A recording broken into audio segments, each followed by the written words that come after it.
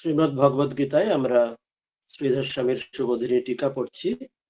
নবম অধ্যায় রাজবিদ্যা রাজগুহ্য যোগ, তার শেষ পর্যায়ে এসে পৌঁছেছি। আগের দিন 29 নম্বর শ্লোক পর্যন্ত আমরা পড়েছি। আজকে তাহলে 30 নম্বর শ্লোক থেকে আমরা শুরু করব। প্রথমে গীতা ধ্যানের মঙ্গল চরণে শ্লোকটি।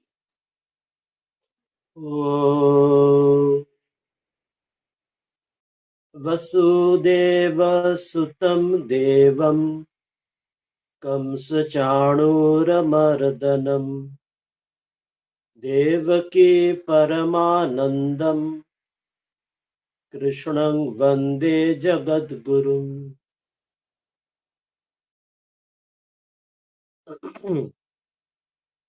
আমরা শ্লোকে চলে আসি।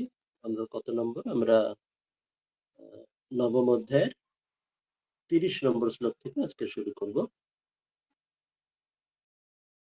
শেষ পর্যায়ে এর আগের শ্লোক অব্দি আমরা দেখেছি যে অত্যন্ত গুরুত্বপূর্ণ দু একটি শ্লোক এসেছিল। তাতে কি বলা হয়েছিল না, যে ভক্ত যেভাবেই তার পূজা করুন না কেন, পত্র পুষ্প ফল জল, তিনি সকল গ্রহণ করেন, শুধু ভক্তি, তার প্রতি ভক্তি, সেটা তার মুখ্য। বাকিগুলি তিনি অন্য কিছু বড় কিছু তিনি চান না। এবং বলেছিলেন যে যা কিছু করো, যা কিছু তুমি, এমনকি যা কিছু তুমি গ্রহণ করো, আহার করো, যা কিছু দান তপস্যা ইত্যাদি যা কিছু কর্ম করো, সবকিছুই ভগবানকে অর্পণ করো। এবং এইভাবে যিনি করলে তাহলে শুভ অশুভ সব ফল থেকে মুক্ত হবে এবং তাকে লাভ করবে। এবং এমন যে ভক্ত, তিনি ভগবানে অবস্থান করে এবং সেই ভগবানও ভক্তি অবস্থান করেন। 29 নম্বর শ্লোকের পর্যন্ত এই বিশেষ কথাটি বলা হয়েছিল, সকল কিছু অনন্য চিত্তে তাকে অর্পণ। এরপর সেই বিষয়টি আরো এগিয়ে নিয়ে 30 নম্বর শ্লোক থেকে বলবেন, दुराचारी होने पर भी दृढ़ निश्चय एवं अनन्य भावयुक्त भगवत भजन का महत्व। বলছেন যে এরপর বলবেন যে এর আগে তো বললেন যারা অনন্য ভক্ত হয়ে তারা রয়েছেন, এরপর যে কেউ যদি দুরাচারী হয়ে থাকে, আগে থেকে থাকে, তা সত্ত্বেও সে যদি মোড় ফিরতে চায় তার জীবনের, যেমন জানি সেই রত্নাকর থেকে বাল্মীকি, অঙ্গুরিমাল থেকে মহাপুরুষ, এমন যে ইত্যাদি উদাহরণ জানি, তো তারাও যদি অনন্য ভক্ত ভাব যুক্ত হয়ে ভগবত ভজন করেন, তারাও সে দুরাচার থেকে মুক্ত হয়, তারাও সেই তার পর্যায়ে সাধুদের সমপর্যায়ে পৌঁছে যান।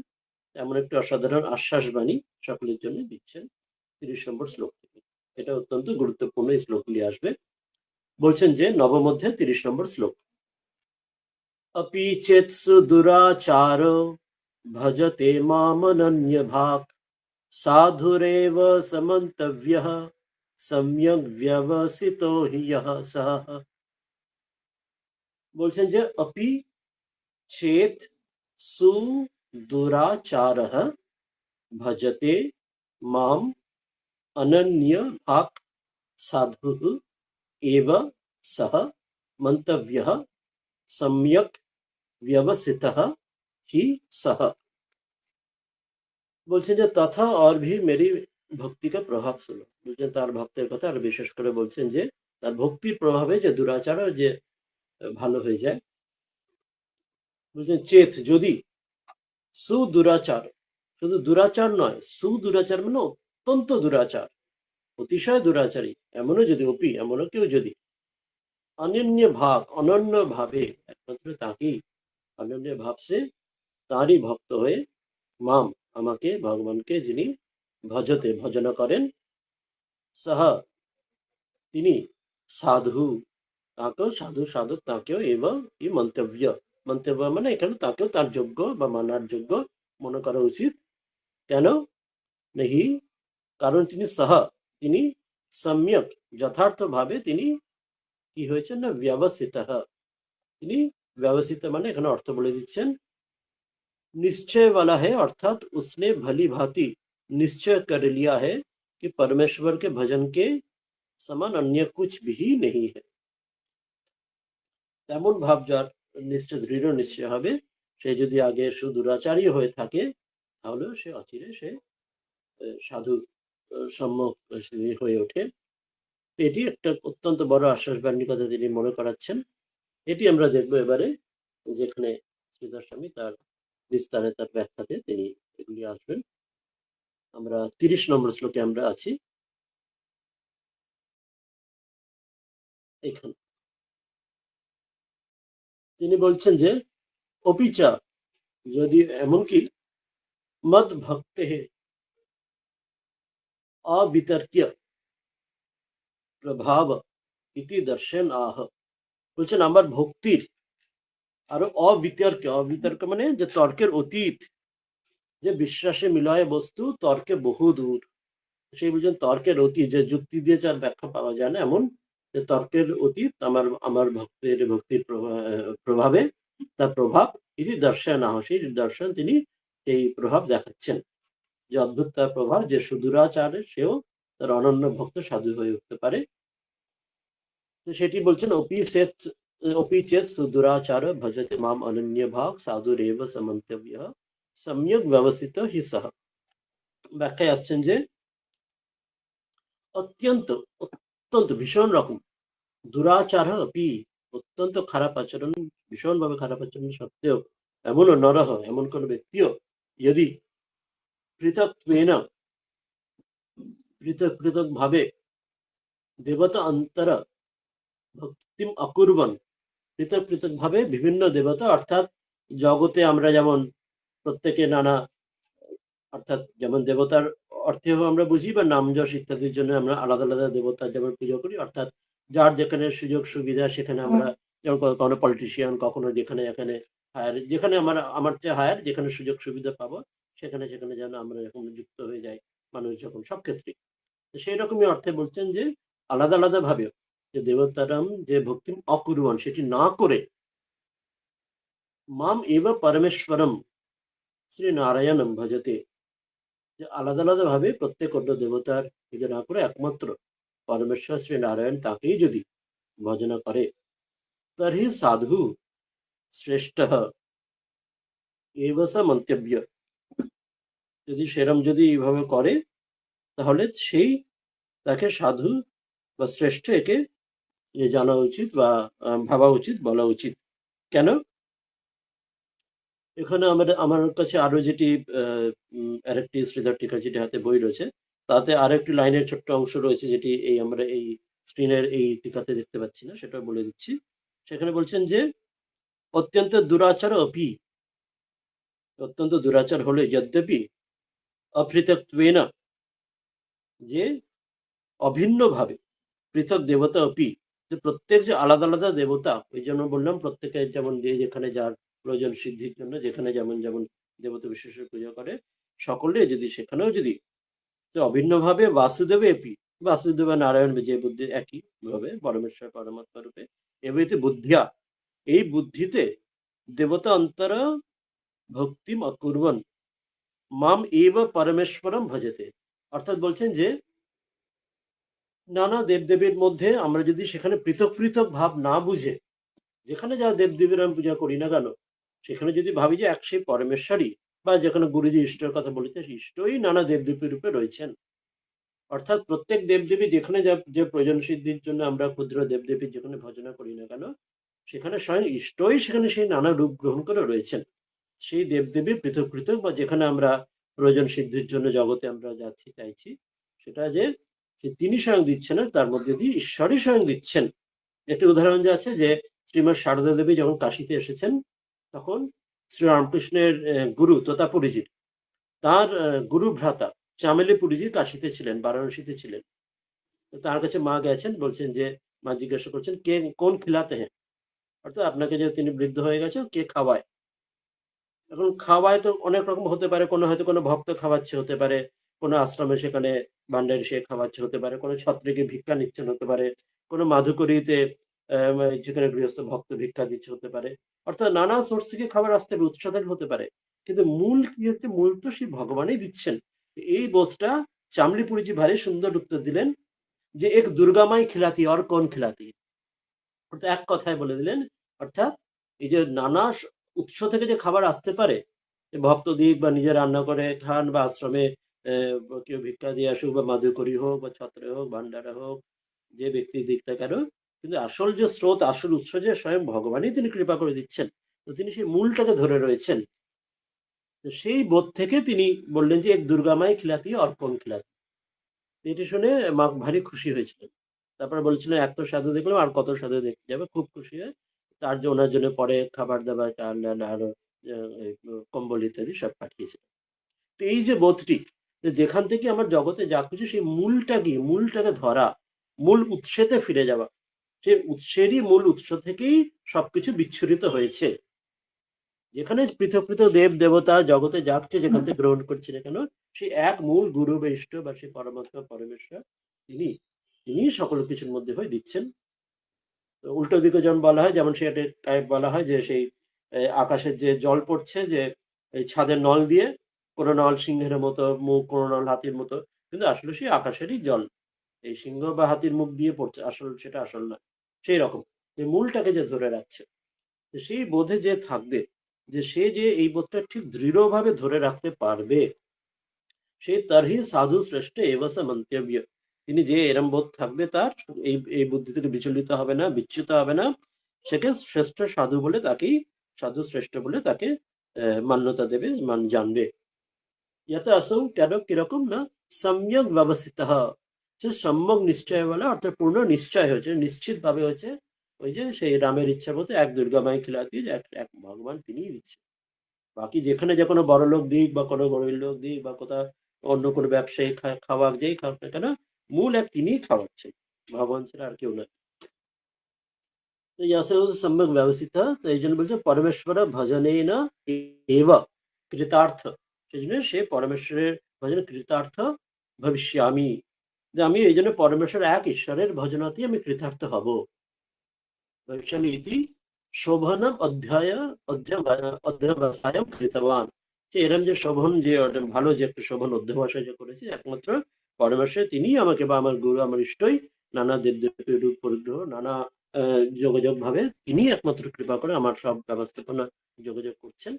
তো এই বোধ যার রয়েছে সে সম্যক ব্যবস্থিত, নিশ্চয় দৃঢ় নিশ্চয় হয়েছে, সে কখনো সে নিক্তির কাটার মতো সে এক হয়ে তাকে ধরে রয়েছে, জগতের সকল রূপই তাঁরই রূপ বলে দেখছে। তা এইটি বললেন। তো এই বোধ যে হচ্ছে, সে হচ্ছে সুদূরাচার যদি হয়ে থাকে, অত্যন্ত খারাপ কার্য যদি করে থাকে, তাকেও কিন্তু সাধুর সমান জানবে, যেহেতু সে দৃঢ় নিশ্চয় করেছে, সবকিছু একই উৎস, একই স্রোত বা একই সোর্স থেকে ভেবে নিয়েছে। এটা নিয়ে একটু পরের শ্লোকে যাই, তার আগে একটু মজার গল্প একটা বলি, যেমন মনে পড়লে এক্ষুনি বলে। গল্পটা মজার এরকম যে কাহিনীটা হচ্ছে এক খ্রিস্টান এক মহিলা, তিনি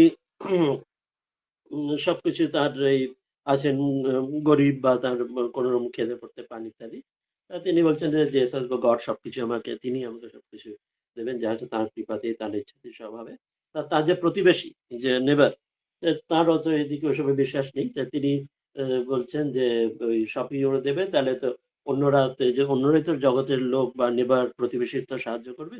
তারপর একদিন মনে করলেন, ভাবলেন যে তিনি তাকে বোঝাবেন যে এই তাকে এবার অন্যরা আহ, অন্যরা শুধু জেসাস ওখান থেকে নয় বা ভগবান নয়, যে সাধারণ মানুষরা অপররা দিচ্ছে। এখন ইনি ভগবানকে মানেন না বলে পাশের যে প্রতিবেশী, তা ওই যে যিনি মানেন তিনি এর প্রতি খুব ক্রুদ্ধ বা খুব নেগেটিভ বা খুব খারাপ, এর সম্বন্ধে এর বিরুদ্ধে ক্রুদ্ধ বা খুব নেগেটিভ তার সেন্টিমেন্ট আছে। যাই হোক, তিনি একদিন তার জন্য ব্যবস্থা করলেন, টাকা পয়সা একটু দিলেন বা দেওয়ানোর ব্যবস্থা করলেন বা একটু খাওয়া দাওয়ার কিছু ব্যবস্থা করলেন। তা যিনি এরকম গরিব ছিলেন তার ওই সবকিছু পেলেন। তো তখন ইনি পাশের জন্য বলছেন, যিনি ওনাকে বলছেন, তো দেখুন তাহলে আপনি তো বলছিলেন যে সবই ভগবান, তো ভগবান তো সব দিলেন না, এই পাশে যে নেবার, যে যে অন্য যে লোকটি, যে হয়তো ভগবান মানে না, সে আপনাকে খাওয়ালো। কোথায় যিশু বা ভগবান তো আপনাকে খাওয়ায়নি, আপনাকে সাহায্য করেনি, এ আপনাকে খাওয়ালে, এই আপনাকে টাকা পয়সা দিল ইত্যাদি ইত্যাদি।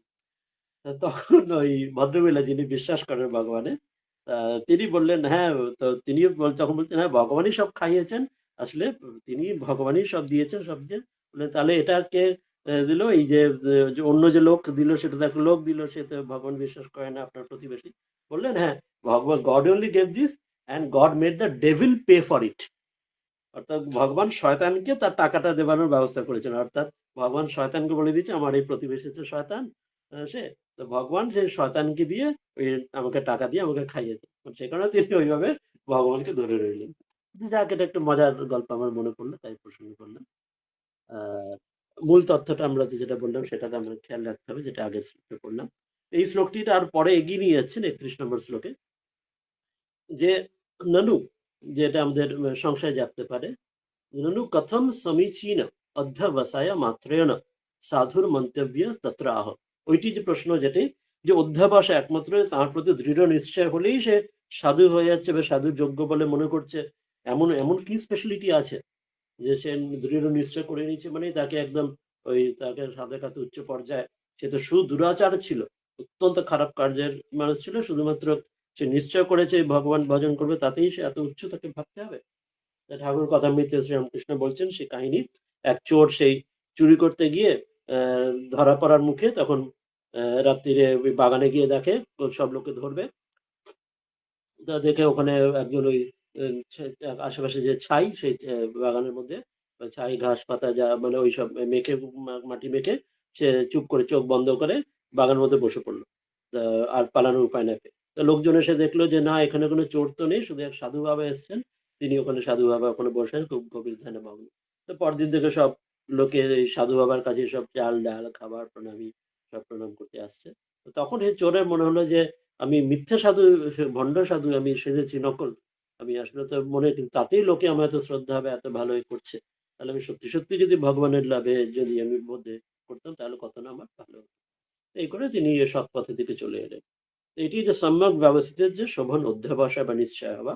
এটা আর আমরা উদাহরণ জানি, সেই বিল্বমঙ্গলের কাহিনী জানি, বিখ্যাত স্বামীজি তার কম্পিউটার বক্সে বলছেন। তিনি সেই বেশ্যার ঘরে তিনি এই এই বর্ষার রাতে নদী গঙ্গা পার হয়ে সেই ওই মরা একটা ওই বোধহয় কুমির বা কিছু তার উপর সেটা ধরে মরা সেই সাপের লেজটাকে দড়ি ভেবে সেখানে মরা ডেড বডি সেখানে এটা কাঠ ভেবে বৃষ্টির মধ্যে তারপর একটা সাপের তেল দড়ি ভেবে ওই সেই বেশ্যার গৃহে যাচ্ছেন। তখন সে তাকে বলছে তুমি যদি এই যে দৃঢ় নিশ্চয় করে আমার জন্য এলে এইরকম সময়, তাতে যদি এই দৃঢ় নিশ্চয় যদি ভগবানে রাখতে পারতে তোমার ভগবান লাভ হতো। তখন সে তাকেই তিনি মা বলে প্রণাম করে, গুরু বলে প্রণাম করে তিনি ঘর ছাড়লেন। বিল্বমল্লের কাহিনী আমরা জানি, স্বামীজি কমপ্লিট বলছেন। তুলসী দাসের এমন শোনা যায় যে তুলসী দাসও তার স্ত্রীর প্রতি অত্যন্ত আসক্তি ছিলেন। একদিন স্ত্রীর কাছে গেছেন, স্ত্রী বাপের বাড়ি যেতে, তো স্ত্রীও তাকে দেখে অত্যন্ত তখন লজ্জায়, যে ওই সময়ের সোসাইটি সমাজ অনুযায়ী যে স্বামী আমার পিছু পিছু আমার চলে এসছেন আমার টানে, যে অত্যন্ত লজ্জায় দুঃখে ওকে ভর্ৎসনা করছেন যে তুমি একটু আমাকে ছাড়া থাকতে পারবে এখানে, আমার সবাই লোক সমাজ কি বলবে, তুমি যদি এই মন ভগবানকে দিতে ভগবানকে তুমি হয়ে যেত। তখন তিনি এইসব ছেড়ে তিনি এই ভগবানের পথে চলে এলেন। এবং কাহিনী যেগুলি শোনা যায়, এবং আরো অনেক এই ধরনের বিষয় আছে। তো সেখানেই তাদের মতো ধর্মাত্মা যে যদি এই হয়, তো অতি সুধরাচার তো এই অঙ্গুলিমাল বাল্মীকি আরো কত উদাহরণ আমরা জানি। তো সেখানে তো কথাই নেই। বিখ্যাত একটা গল্প আছে, আমরা সেই লা মিজারেবল বলে, এই কি যেন একটা ফরাসি ফ্রেঞ্চ খুব নাম করা একটা উপন্যাস লা মিজারেবল, তাতেও এই ধরনের একটি গল্প ছিল। একজন চোর, সে একজন বিশপের বাড়িতে চুরি করতে যাবে, সেখানে চুরি করতে গিয়ে একটা ফ্লাওয়ার ভাস নিয়ে চুরি করে বেরোবে। তা তখন পুলিশ যখন ধরবে তখন বিশপ তাকে দ্বিতীয় ফ্লাওয়ার ভাসটাও দিয়ে দেবেন, বলবে ওটা নিতে ভুলে গেছিলেন, তখন সেই মানুষটি পাল্টে গিয়ে সে আস্তে আস্তে মহাপুরুষ হবে। পাহাড়ি বাবার কাছেও স্বামীজি উল্লেখ করছেন, সেখানে কেউ চুরি করতে গিয়েছিল গাজীপুরে। পাহাড়ি বাবা তার পেছন পেছন গিয়ে বাকি জিনিসও দিয়ে বলছেন যে ভগবান তুমি এই রূপে আমার কাছে এসেছিলে। তাতে তার কৃপাতে তার মতিগতি পরিবর্তন হয়ে স্বামীজির সঙ্গে সেই চোরের দেখা হচ্ছে সাধু রূপে হিমালয়। বলছেন তিনি অত্যন্ত উচ্চ পর্যায়ের এখন মানুষ। তাকে ওই কি পরিবর্তন, এই অতি সুদূরাচার থেকেও ভগবানের ভজনে কি পরিবর্তন হয়। তো সেটি এখানে বলছেন যে ননু কথম সমীচীন অধ্যবসায় মাত্রেণ, একমাত্র তোমার দৃঢ় নিশ্চয় অধ্যবসায় হলেই যে সাধুর মন্তব্য তত্র এরকম সাধু হয়ে যাবে, যে এতদূর হয় নাকি, এরকম একটা যদি আমাদের সংশয় জাগে। এতগুলো উদাহরণ তো বললামই, সেটাও শ্রীকৃষ্ণ উত্তর দিচ্ছেন যে হ্যাঁ তাই হয় বটে, যদি এর সম্যক ব্যবস্থিত হয় আমাকে ভজনা করে ভগবানকে, তাহলে সে কিন্তু পাল্টে যেতে পারে। কিরকম না বলছেন না, ক্ষিপ্রম ভবতি ধর্মাত্মা শাশ্বত শান্তিম নিগচ্ছতি कौन्तेय प्रतिजानीहि न मे भक्त प्रणश्यति। क्षिप्रम भवति धर्मात्मा शाश्वत शाश्वत शांतिम निगच्छति कौन्तेय प्रतिजानीहि न मे भक्तः प्रणश्यति। आगे কোন শ্লোকের একটু তলায় ফুটনোট রয়েছে, দেখি কি বলছেন না। जैसे सूक्ष्म रूप में सब जगह व्यापक हुआ भी अग्नि साधना द्वारा प्रकट करने से प्रत्यक्ष होता है, वैसे ही सब जगत स्थित हुआ भी परमेश्वर भक्ति से जुझने वाले को अंतकरण में प्रत्यक्ष रूप में प्रकट होता है। তো ওই যেমন অগ্নি সব জায়গায় থাকলেও তাকে যেমন এই চকমকি পাথর বা আজকের দিনে দেশলাই দিয়ে জ্বালাতে হয়, তো সেই রকম ভগবান সর্বত্র থাকলেও যখন হৃদয়ে ভজনা করায়, সে মা বলছে সে ফুল নাড়তে নাড়তে গন্ধ বেরোয়, চন্দন ঘষতে ঘষতে ঘ্রাণ বেরোয় ইত্যাদি যেগুলো বলা আছে, সেই ভাবটি বলছেন। যখন তার বা দুধকে মন্থন করলে মাখন তৈরি হয়, সেই ভাবটির কথা বলছেন আগের শ্লোকের বিষয়।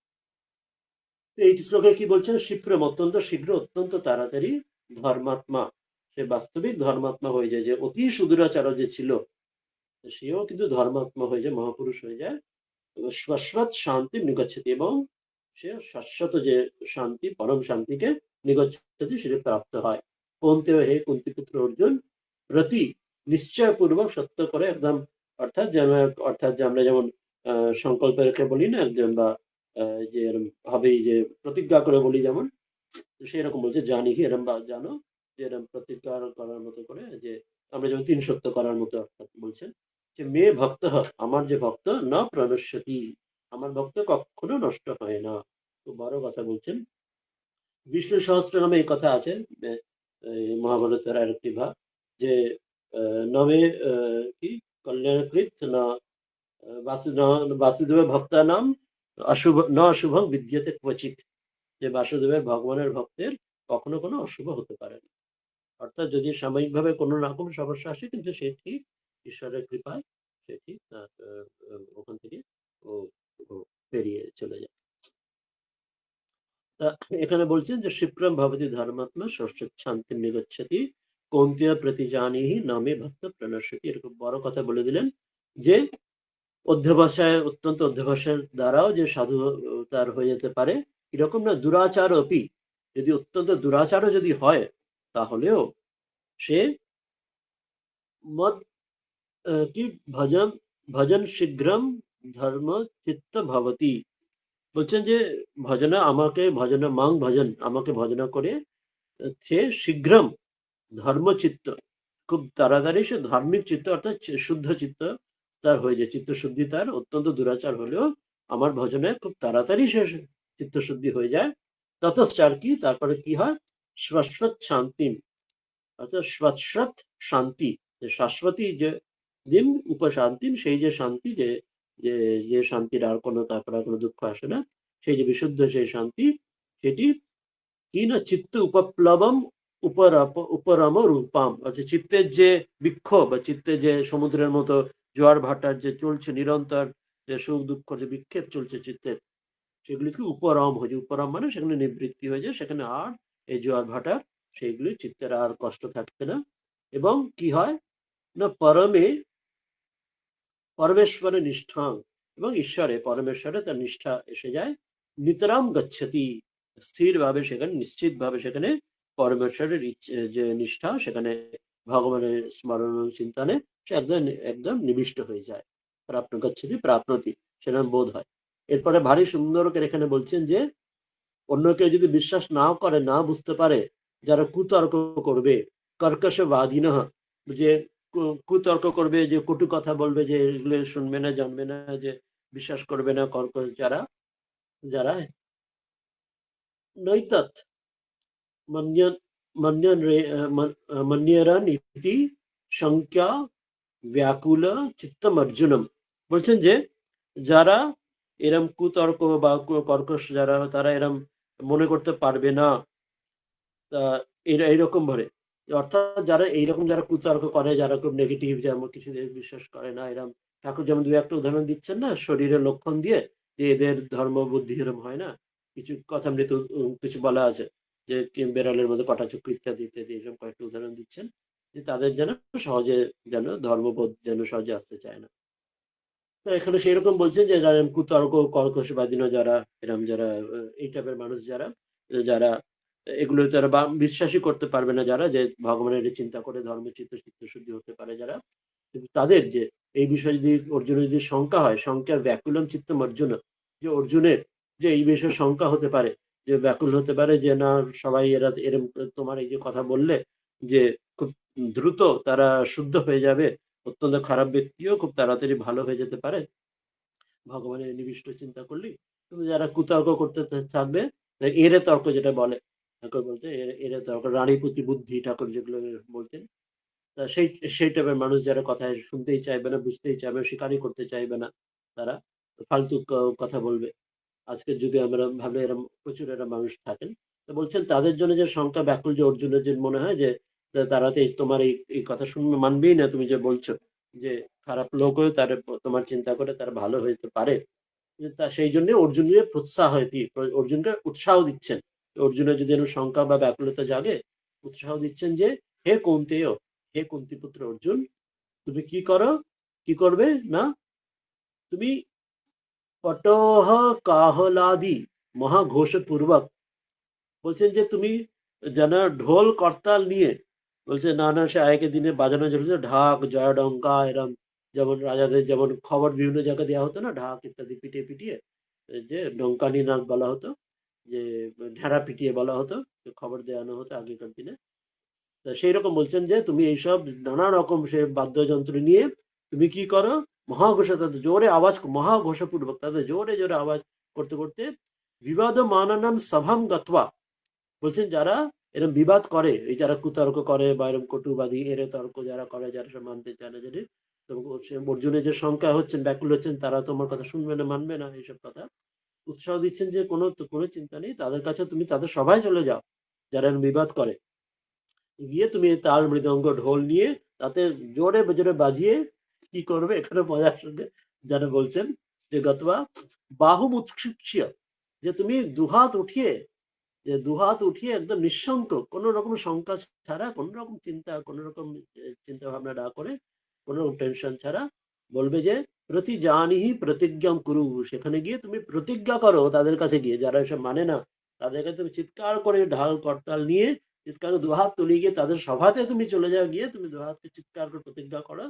যে কি প্রতিজ্ঞা করবে, কথাম কিরকম না মে পরমেশ্বরস্য ভক্ত শুধু দুরাচারপি না প্রনশ্যতি अपि ইতু কৃতার্থ এব ভবতি ইতি, বলছেন যে কি প্রতিজ্ঞা করো, मुझ परमेश्वर के अत्यंत दुराचार भक्तों का भी पतन नहीं होता किंतु वो कृतार्थ ही हो जाता है। অর্থাৎ বলছেন যে তুমি এটি প্রতিজ্ঞা করো যে মে পরমেশ্বর হচ্ছে ভক্ত, যে আমার যে ঈশ্বরের যে ভক্ত, সে সুদুরাচার যদি হয় তাহলেও সে না প্রণশ্যতি, ওই যেটা বললাম না বাসুদেব ভক্তানাম অশুভং বিদ্যতে ক্বচিৎ, যেমন বিষ্ণু সহস্র নামে আছে, সুদুরাচার অত্যন্ত অত্যন্ত খারাপ হলেও সে প্রণশ্যতি, সে নাশ হয় না, পতন হয় না, অপি তো কৃতার্থ এবার বরং সে কৃতার্থ হয়ে যায়। আমরা জানি খুব সত্যি কথা, মা বলছেন জানবে তোমার, আমি তোমার মা, আমি তোমার সত্য মা, আমি তোমার পাতানো মা নই, বলছে যেখানে যাই হোক না কেন জানবে তোমার মা আছে, আমি মা থাকতে তোমার ছেলে তোমার ভয় কি, ব্রহ্মা বিষ্ণু মহেশ্বরও কেউ কারো ক্ষতি করতে পারবে না। মায়ের যে এই একই কথা মা বলছেন। স্বামীজি বলছেন তার শিষ্য সাদানন্দজিকে, তুই যদি নরকেও যাস জানবি আমি তোকে ওখান থেকে টেনে তুলবো। এটাই হচ্ছে গুরু, যিনি পরমাত্মা, যিনি যুগাচার্য ভগবান ভগবতা, তারা এই কথাটা দিয়ে মনে করিয়ে দিচ্ছেন যে কোনো চিন্তা নেই, তুমি যেখানে যাই হোক না কেন তুমি শুধু আমাকে অনন্য চিত্ত হয়ে আমার ভজনা করলে তোমার সব কিছু যা নেগেটিভনেস তোমার সব দূর হবে। এখানেও সেই কথা মনে করে দিলেন, ততশ্চ তে ত্বৎ ক্রোড়ি বিজৃম্ভ বিঘ্ন সিত কুতর্কঃ নিঃসংশয়ং ত্বামেব গুরুত্বে না আশ্রয়েরন, বলছেন যে তাহলে কি হবে, ততশ্চ তার ফলে কি হবে, এই যে তে ত্বৎ প্রৌঢ়ি বিজৃম্ভ, তুমি যে এইরকম যে তোমার যে অত্যন্ত উৎসাহের সঙ্গে তুমি যে এই যে কথাগুলো যদি বলবে, তাতে তাতে বিধ্বংসিত কুতর্ক, যারা এই কুতর্ক করছিল তোমার বিরুদ্ধে, যারা তোমার কথা মানতে চাইছিল না, তারা বরং সেই কুতর্ক তাদের ধ্বংস হয়ে যাবে, বিধ্বস্ত হয়ে যাবে, তারা তারা তোমার এই যে প্রবল উৎসাহ যে বাক্য, তোমার যে প্রৌঢ় বিজৃম্ভ, তোমার যে অত্যন্ত যুক্তির দ্বারা, তাহলে কি হবে, তারা নিঃসংশয় ভাবে কুতর্ক সম্পূর্ণ নাশ হয়ে যাবে, ত্বমেব গুরুত্বেন আশ্রয়েরন, এবং তাতে লোক নিঃসন্দেহ তোমার এই যে গুরু ভাবছে আশ্রয় লিঙ্গ, অর্থাৎ তুমি যেই কথা বলছো সেই কথা মেনে এবং সেই গুরুত্বের সঙ্গে সেটাই তোমার গ্রহণ করবে এবং তোমাকে যেন গুরুরূপে বরণ করে সেই ঈশ্বরের পথ তোমার মধ্যে দিয়ে খুঁজে পাবে। আমরা জানি সেই রামানুজ যেমন করছিলেন, সেই তিনি সেটা মন্দিরের উপর থেকে গিয়ে সবাইকে যারা ডেকে বলছেন যে সেই ভগবানের ইষ্টমন্ত্রের নাম শুনিয়ে দিচ্ছেন। অন্যরা এখন বারণ করছেন যে এটা এরম সবার কাছে বললে নরকে যেতে হয়, যে যদি সবার সামনে বলে দাও। তিনি বলছেন যে এই ভগবানের নাম শুনে সবার যদি স্বর্গে যায় বা মুক্তি হয়, তাহলে সবাই তাই যাক, তাদের সবার ভালোর জন্য আমি যদি একা যদি নরকে যাই তাহলে আমার সেটাও বরং আমি গ্রহণ করব। এই কথা ঠাকুরও বলছেন না, স্বামীজি মনে করাচ্ছেন। তিনি বলছেন যে আমার কুকুর জন্ম নিয়েও যদি ভালো আসতে হয়, যে জগতের মঙ্গলের জন্য, অপরকে উদ্ধার করার জন্য, অপরের ভালো করার জন্য, স্বামীজি বলছেন যে সেটা হলেও আমি করব। স্বামীজি নিবেদিতায় বলছেন যে ওই ওই বুদ্ধের শেষ সময় যখন বুদ্ধের পরিনির্বাণ হবে, আনন্দ তার শিয়রে রয়েছেন। তা দূর থেকে একজন আসছেন মানুষ তার কাছে উপদেশ নিতে। আনন্দ ইত্যাদি বুদ্ধের শিষ্যের কাছে আসতে দিচ্ছেন না, যে বুদ্ধ এখন শেষ সময়ে রয়েছেন, শরীর ত্যাগের সময়। তো বুদ্ধ বলছেন, না, এই বুদ্ধ তথাগত এসেছে, যে আসছে তাকে আসতে দাও। তথাগতর আশাই এই জন্য যে অপরকে তিনি এই পথ দেখাবেন, সেজন্য তাকে আসতে দাও। বুদ্ধ তাকে সেই অসুস্থ অবস্থা তাকে তিনি উপদেশ নির্দেশ দিলেন, পরে বুদ্ধ শরীর ছাড়লেন। তো নিবেদিতাকে স্বামীজি বলছেন এই কথা সত্য, এটা মিথ্যা না। কেন? না, আমি স্বচক্ষে তাই দেখেছি। কিরকম? না, বলছেন কাশীপুরে আমি তাই দেখেছি শ্রীরামকৃষ্ণকে, তিনি ক্যান্সারে অসুস্থ, সেখানে যে মানুষ তার কাছে আসছে তো জানতে, আধ্যাত্মিক তত্ত্ব জানতে, সেই অসুস্থ অবস্থায় তিনি তাকে তার জ্ঞান দান, তাকে উপদেশ দান করছেন। তা সেটি নিয়ে বলছেন যে সেটা আমি ওই জন্য বুদ্ধের কথা যে সত্য, শ্রীরামকৃষ্ণকে স্বয়ং দিলে আমি সেটা বুঝতে পারি। এখানে সেটি বলছেন যে যারা, যে তুমি এটা বলবে যে এই কথা সবাইকে এরম কি বলতে পারবে যে কখনোই তার কথা মিথ্যা হবার নয়, তিনি বাস্তবিক এই এটা প্রতিজ্ঞা করে বলতে পারো আমার কথা, বুকে যে ঢাক বাজিয়ে বলে না, যে ঢাক বাজিয়ে নিজের বুক পিটিয়ে বলতে পারো যে এই কথাই সত্য, যে তাকে ভগবানের স্মরণ নিলে তাহলে সকলে, যে যত খারাপ মানুষই হোক না কেন, সে কিন্তু ভক্ত হয়ে সে সাধু সমান হয়ে যায়, যত খারাপ মানুষ হোক না কেন। এবং তাকে বরং তোমাকেও তারা তোমার কথা গুরু বাক্যরূপে মেনে নেবে এবং সে তোমাকে গুরু ভাবে তোমার আশ্রয় নেবে, অর্থাৎ তুমি তাদের পথ দেখাবে। তুমি will be the prophet of the new age, সেইভাবে তুমিও তাদের পথ দেখাতে পারবে। চণ্ডিত যে কথা ওই কথা বলা আছে যে ঈশ্বরের যে আশ্রয় গ্রহণ করে সে নিজে অপরের আশ্রয় স্বরূপ হয়ে দাঁড়ায়। অর্থাৎ যে ঈশ্বরের স্বয়ং আশ্রয় শরণাগত হয়, সে অপরেরও শরণস্থল হয়ে দাঁড়ায়। অপরেও ব্যক্তি তার কাছে শরণ নেয়, সে যদি নিজের স্বয়ং ঈশ্বরের শরণ নিতে পারে। এখানেও সেটাই এখানে বলে দিলেন, যে তুমি যখন এইভাবে বলতে পারবে, অপরে তোমার শরণ নেবে, তোমাকে গুরুরূপে বরণ করে তোমার আশ্রয় গ্রহণ করবে এবং তোমার মধ্যে দিয়ে সত্যটা অপরেও পেয়ে যাবে। এই জন্য এই দুটি শ্লোকের মধ্যে দিয়ে অত্যন্ত খুব বড় কথা তিনি এখানে বলে দিলেন। আর এরপরে তিনি আরো একটি শ্লোকে বলবেন, সেখানটা সম্বন্ধে আমাদের একটু বুঝে নেবো, সেই দুই যুগের কালচার। আমরা যা কিছু শুনবো মনে রাখতে হবে যে সেই সময় যখন মহাভারত বা যা পড়ছি জানছি, ওই সময় যে স্থান কাল পাত্র সেটা আমাদের মনে রাখতে হবে, যে কাল, সেই সময় সমাজ, সেই সংক্রান্ত কিছু বক্তব্য এখানে আসবে। তা সেটা আমরা বিচার করে সেটা শুনে নেবো। বলছেন যে ৩২ নম্বর শ্লোকে, যে আচার ভ্রষ্ট মদ ভক্তি পবিত্রী করতি ইতি কিমত্র চিত্রম। বলছেন যে আচার ভ্রষ্ট যারা, অর্থাৎ যারা দুরাচার, অর্থাৎ আচার থেকে ভ্রষ্ট মানে দুরাচার ব্যক্তি যারা, তাদেরকে আমার ভক্তি, ঈশ্বরের ভক্তি তাদেরও পবিত্রী করতি ইতি কিমত্র চিত্রম। এটা তাদের তো এর মধ্যে বিচিত্রতার কি, এতে আশ্চর্যের কি আছে, যে যারা আমার ভক্তি তাদের পবিত্র করে দেয়, সকলকে দুরাচারকে পবিত্র করে দেয়। ইয়তঃ, এমনকি মদ ভক্তি, আমার ভক্তি শুধু যে আচার ভ্রষ্ট যে তাদের নয়, যারা দুষ্কুলা অপি, যারা দুষ্কুলে, যে খারাপ কুলে যারা জন্মেছে রয়েছে, এবং অপি অনধিকারী, যে অনধিকারী অপি, যে অধিকারী নয়, যে সেরকমও, আর সংসারাত মোচায়তি ইতি আহ, তাদেরকেও সংসার থেকে মুক্ত করে, যারা অধিকারী নয়, যারা দুষ্ট কুলে রয়েছে, তাদেরকেও সংসার মুক্ত করে দেয়। সেজন্য আচার ভ্রষ্ট যে করে দেবে এর মানে বড় কথা কি, সেটা তিনি পরের শ্লোকে বলছেন। আমরা 32 তে দেখবো, আপনি শরণাগতি সে স্ত্রী বৈশ্য शूद्र और चंडालादि को भी परम गतिर फल की प्राप्ति। বলছে নিজের ভগবানের শরণাগতি হলে স্ত্রী, বৈশ্য, শূদ্র এবং চণ্ডাল সকলে পরমগতি ঈশ্বর প্রাপ্তি হতে পারে। বলছেন যে মাং হি পার্থ ব্যাপাশ্রিত্য येऽपि स्युः पापयोनयः श्रियवैश्यस्तथा शूद्रास् तेऽपि यान्ति परां गतिम्। ভগবানের কাছে ভগবান কি বলছেন না, মাম হি পার্থ व्यापाश्रित्य ये अपि स्युः पापयोनयः श्रियः वैश्यः तथा शूद्राः ते अपि यान्ति पराम गतिम। আমরা বলেছি, আমরা মনে রাখবো কোন সময়ের কথা পড়ছি। দাপর যুগে সেই সময় যে সমাজ, সেই সমাজের যে পরিস্থিতি, সেই পরিস্থিতিতে তিনি সেখানে জানাচ্ছেন যে হি क्योंकि কেন না পার্থ হে পৃথাপুত্র যে অর্জুন, যারা স্ত্রী যারা স্ত্রী পুরুষ যারা তারাও বৈশ্য যারা তারা বা শূদ্র তারা শূদ্ররাও তথা আর কি অন্য যারা পাপ জনয় হয় চন্ডাল আদির সময় পাপ জনই যারা উল্লেখ করছেন যে তারা কই যে তারা অপি স্যুহু তারা যে কেউ হোক না কেন, মানে কেউ বাদ যাবে না। তে অপি মাম আমার ব্যাপাশ্রিত আমার আশ্রয় গ্রহণ করে শরণ নিয়ে পরাম গতি যে পরম গতি ঈশ্বরকে প্রাপ্তি আনতে প্রাপ্ত হয়ে যায়, তারা তাকে পেয়ে যায়। এটা আমরা বলেছি যে আমরা সেই সময় আমরা এই সমাজের স্থানকাল পাত্র পরিস্থিতি আধারে আমরা বুঝে নেব। বলছেন আচার ভ্রষ্ট মদভক্তি, যে আচার ভ্রষ্ট দুরাচার যে করছে সেও পবিত্রীকরতিম এতে কি মাত্র চিত্রম, এতে বিচিত্র কি আশ্চর্য কি আছে, আচার ভ্রষ্ট হলেও তাকে পেয়ে যায়, পবিত্র হয়ে যায়। তো কি এমনকি আমার ভক্তির দ্বারা যে দুষ্কুলে যে উৎপন্ন দুষ্কুলানপি অনধিকারী অনধিকারিণপি যে অনধিকারী সেও মনুষ্য সংসারাত মোচয়তি সেও সংসার থেকে মুক্ত করে দেয় আমার ভক্তি। ইতি আহ মাং হি পার্থ ব্যাপাশ্রিত্য येऽपि स्युः पापयोनयः श्रिय वैश्यास तथा शूद्रास तेऽपि यान्ति परां गतिम्।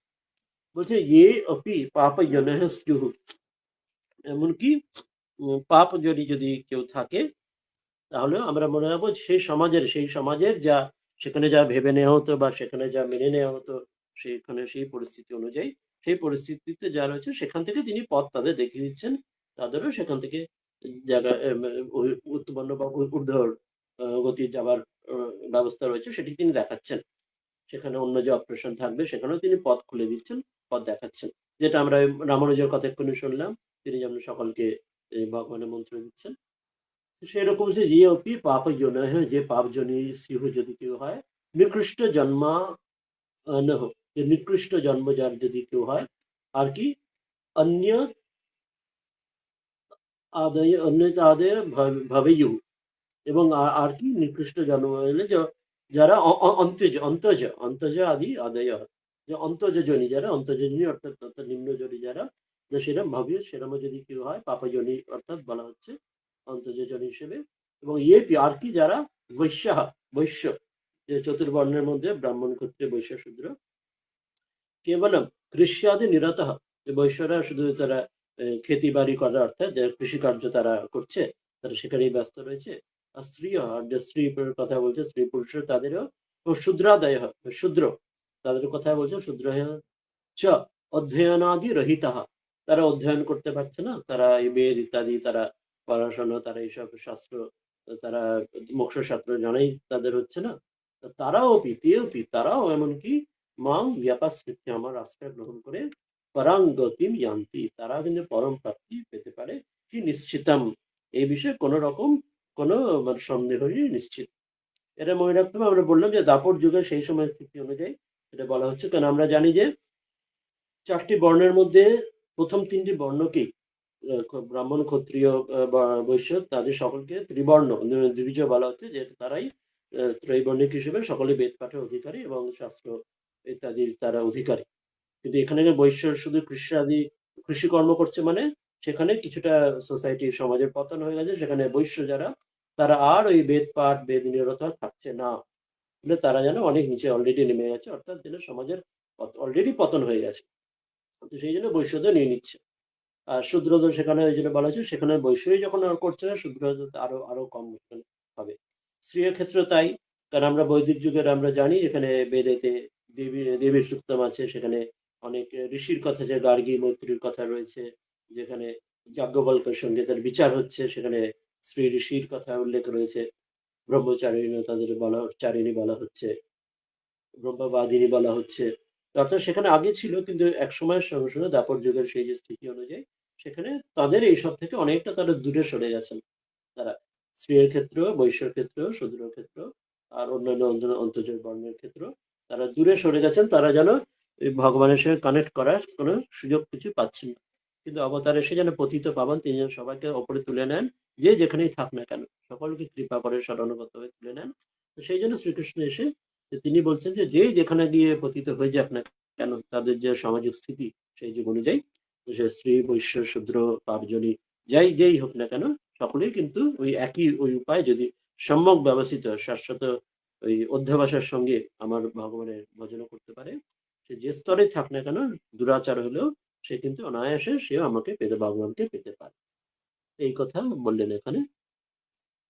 এরপরে অধ্যায়ের শেষ দুটি শ্লোক শেষ হয়ে আসবে। আমরা কি কোনো আলোচনা নেব, না হলে পরের শ্লোকটা করব? কেউ প্রশ্ন থাকলে করতে পারেন, নাহলে পরের শ্লোকটা চলে যাব।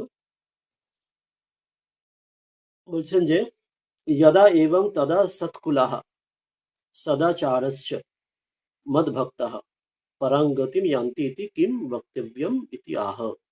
বলছেন যদা এবং তদা, অর্থাৎ আগের শ্লোকে যেটা বললেন যে যে দুরাচার, তারপরে যে পাপজনী অন্তজ, যে স্ত্রী, বৈশ্য, শূদ্র, তাদের ক্ষেত্রেই যখন তাদের এত ভগবানের করুণা, তখন যারা সৎকুল, যারা সৎকুলে, উচ্চকুলে, যারা সদাচার কুলে যারা রয়েছে, সদাচারে যারা সদাচার করছে, যারা দুরাচার নয়, যারা ভালো পথে আছি, তারা মদভক্তা, তারা এমন যারা যারা আমার ভক্তির তারা দ্বারা, তারা কি পরম গতিম জানতি, তারা তো যাবেই সেখানে।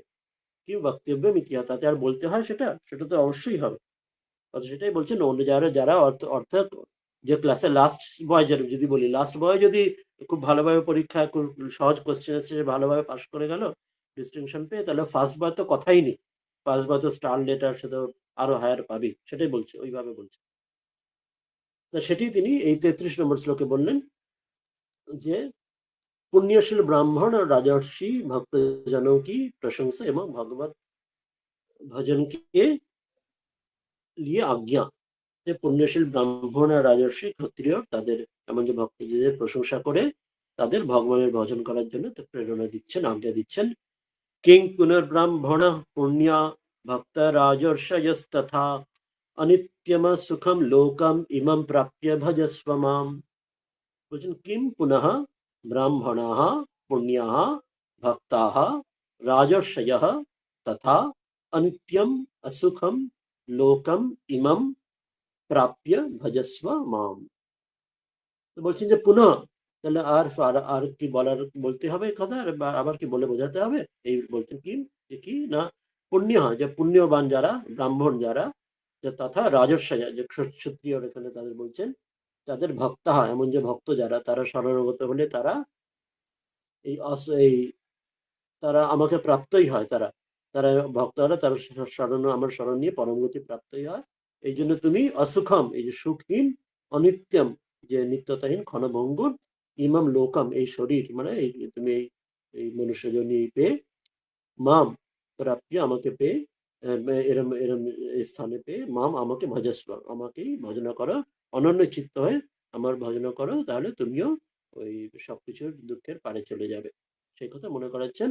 যদা এবং তদা, যেহেতু ওই তারা স্ত্রী, বৈশ্য, শূদ্র, পাপজনী, তারাও যখন মুক্ত হতে পারে, তাহলে সৎকুলে যারা, সদাচার যারা করছে, মদ ভক্ত, আমার ভক্ত যারা, তারাও পরম গতি অন্তিম, তারা পরম গতি প্রাপ্ত হবে। কিং বক্তব্য মিথ্যাহ, সেটাকে বলতে আছে, আর কি বলার আছে? किं पुनर्ब्रह्मण पुण्य भक्ता राजर्षयस्तथा अनित्यम असुखम लोकम इमं प्राप्य भजस्व माम। বলছেন যে পুণ্য, যে পুণ্য মানে সুকৃতিন ব্রাহ্মণা, যে অর্থাৎ যে পুণ্য কর্ম করছেন, যে তাকে ব্রাহ্মণ বলা হচ্ছে। অর্থাৎ উল্টো দিক, যিনি পুণ্য কর্ম করছেন তিনি ব্রাহ্মণ। পুণ্য না করলে, পুণ্য কর্ম না করলে শুধুমাত্র জীবিকা বা জন্মের দ্বারা নয়, গুণকর্মের দ্বারা মনে করানো হচ্ছে তিনি ব্রাহ্মণ। তথা রাজানশ্চ, যে রাজা, ক্ষত্রিয়, তে ঋষয়শ্চ, এবং ঋষি যারা, যে ক্ষত্রিয়দের মধ্যে যারা যারা ঋষি, যারা অর্থাৎ ঋষিকল্প যারা রয়েছেন, যেমন জনক রাজার কথা বলা হচ্ছে রাজর্ষি, তেমনি অর্জুনও সেই রকম রাজর্ষি বলা হচ্ছে। এবং ভূতাহা, এমন যে ক্ষত্রিয়, এই টাইপের যারা, তারাও পরম গতিম ইয়ান্তি, তারাও পরম গতি পেতে পারে। ইতি কিম বক্তব্য ইতিহাস, কি আর বলতে হবে?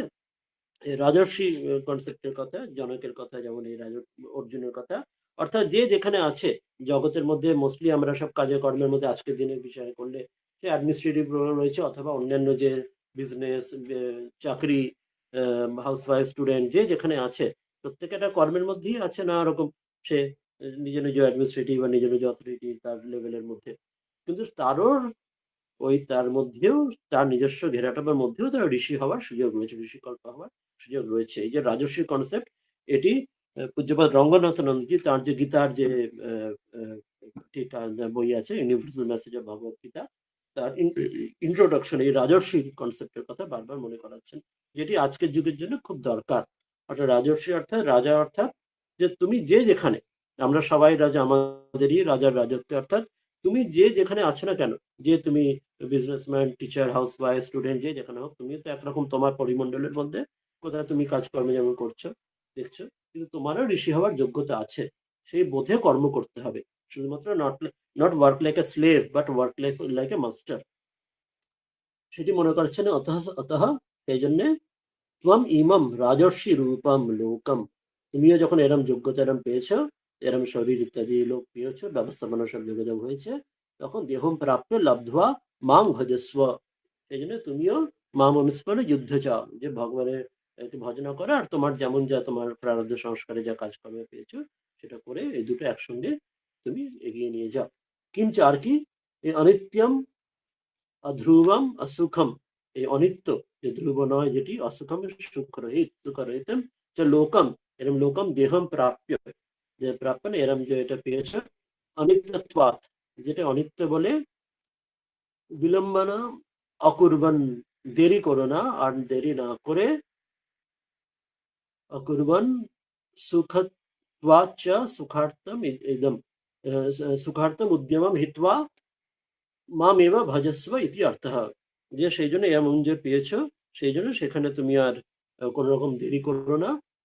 এই যে সকল যে সুখ, যে যেখানে নেই জগতে কিছু, যেটা সুখ বলে, সব জগৎ দুঃখময় বলে, সুখের উদ্দেশ্যে যে উদ্যম, সুখ প্রাপ্তির জন্য সুখের পেছনে, মরীচিকার পেছনে না দৌড়ে, সেটা ত্যাগ করে মাম এবা ভজস্ব, তুমি তোমার কর্তব্য বসে যা কর্ম আছে সেটা করো, আর আমার ভজনা করো, এটি তোমার কর্তব্য। মাম অনুস্মরণে যুদ্ধ চাও, এটি মনে করাচ্ছেন। এটি বলে শেষ শ্লোকটা আসবে, শেষ শ্লোক আমরা যাব না, কেউ প্রশ্ন করলে প্রশ্ন করব এই অধ্যায়ের অন্তিম শ্লোকে, এটা অত্যন্ত গুরুত্বপূর্ণ।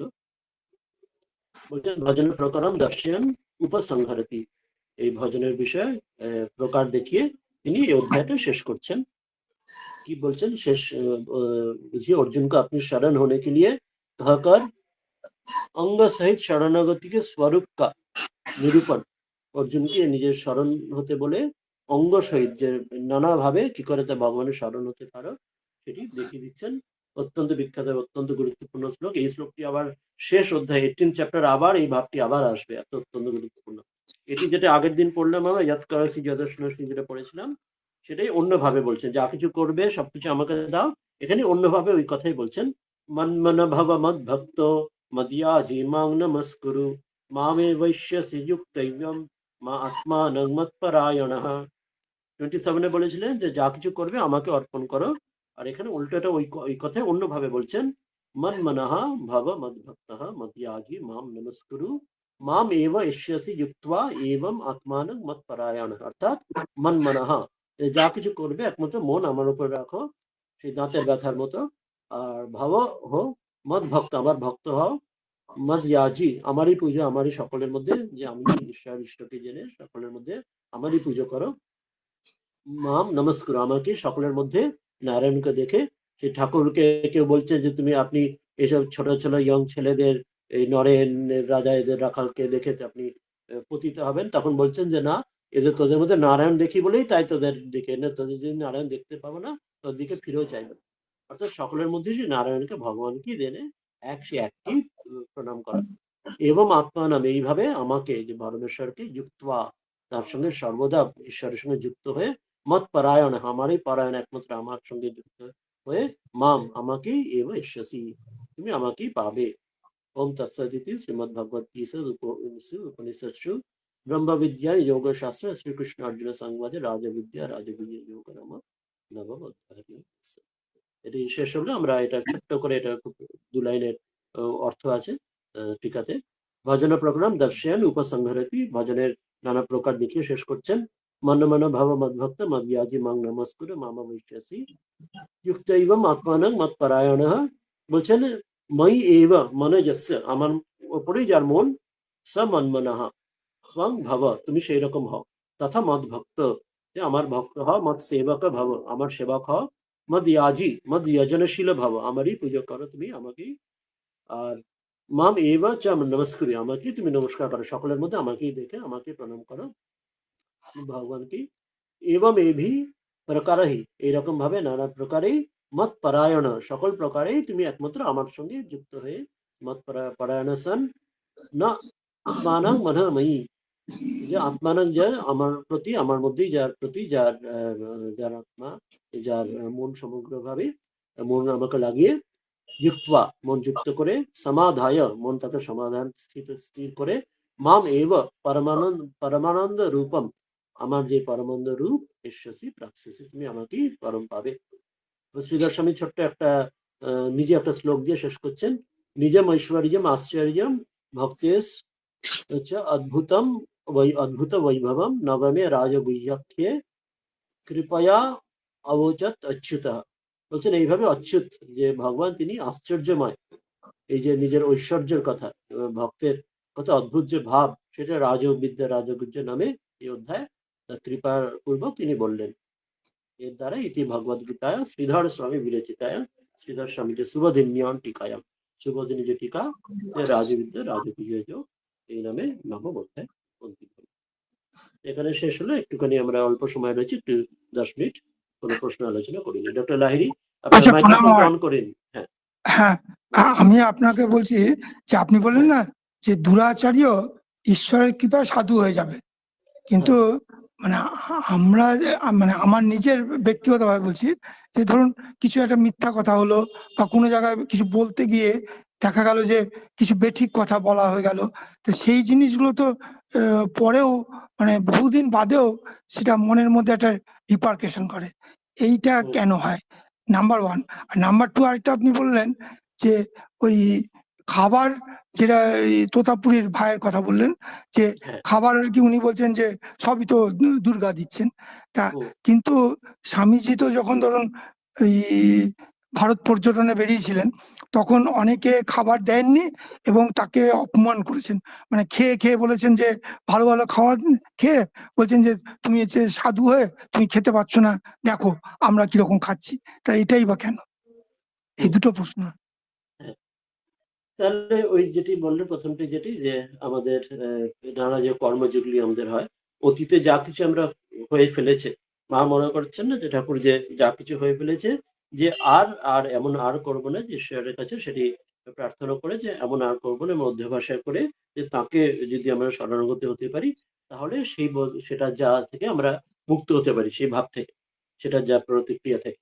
সেখানে আবার ঠাকুরের কথা মৃত্যু বারবার ওটা আসছে যে না, আমাদের মধ্যে মহারাজ অহং ভাবটা তো যাচ্ছে না, আমরা তো ঠাকুরের উপর পুরোপুরি নির্ভর করতে পারছি না এখনো। হ্যাঁ হ্যাঁ হ্যাঁ, ওইটাই এখানে মনে করাচ্ছেন, যে একদম সম্পূর্ণ অধ্যবসায় দিয়ে সে বালকের ভক্তি, যে যেমন ধ্রুবর ক্ষেত্রে যেমন ছিল, সেই জন্য ঠাকুর বারবার আসছে না যে পরমহংসরা বালককে রাখার সঙ্গে, উপনিষদে বারবার বালকের উদাহরণ দিয়ে নচিকেতা ইত্যাদি উদাহরণ আসছে।